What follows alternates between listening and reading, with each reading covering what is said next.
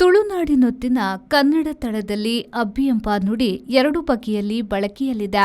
ಒಂದು ಅಬ್ಬಿ ಎಂದರೆ ಅಮ್ಮ, ಇನ್ನೊಂದು ಅಬ್ಬಿ ಎಂದರೆ ನೀರ್ಬೇಳು. ಈ ಎರಡು ನುಡಿಗಳ ಮೂಲವು ತುಳುವಿನಲ್ಲಿ ಉಳಿದು ಬಂದಿದೆ.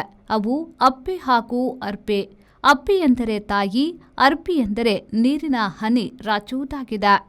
ವಿಚಿತ್ರ ಆದರೂ ನಿಜ ಎಂದರೆ ಈಗ ತುಳುವರೆಲ್ಲರೂ ಶಾಲೆಗೆ ಹೋಗುವುದರಿಂದ ಹೊಸ ತಲೆಮಾರು ಅಪ್ಪೆ ಮರೆತು ಬಹುತೇಕ ಅಮ್ಮ ಇಲ್ಲವೇ ಮಮ್ಮಿಯಾಗಿದ್ದಾರೆ. ಅಪ್ಪೆಯು ಅಪ್ಪೆ, ಅಬ್ಬೆ, ಅಬ್ಬಿ ಎಂದು ಕೆಲವು ಕಡೆಯಾಗಿದೆ. ಅಬ್ಬ ಎನ್ನುವುದೂ ಇದೆ, ಅದು ಈಗ ಮಮ್ಮಿಯತ್ತ ಓಡುತ್ತಿದೆ. ಅಬ್ಬಕ್ಕ ಮೂಲ ಹೆಸರಲ್ಲ, ಪಟ್ಟದ ಹೆಸರಾದ ಅದರಲ್ಲಿ ಅಬ್ಬೆ ಮತ್ತು ಅಕ್ಕ ಎರಡೂ ಸೇರಿದೆ. ಅರ್ಬಿಯು ಅಬ್ಬಿಯಾಗಿದೆ. ಯಾಕೆಂದ್ರೆ ನೀರು ಹಾರುವಾಗ ನೀರ ಹನಿಗಳ ಅರ್ಬಿ ಬೀಸಿ ನಮ್ಮನ್ನ ಒದ್ದೆ ಮಾಡುತ್ತದೆ.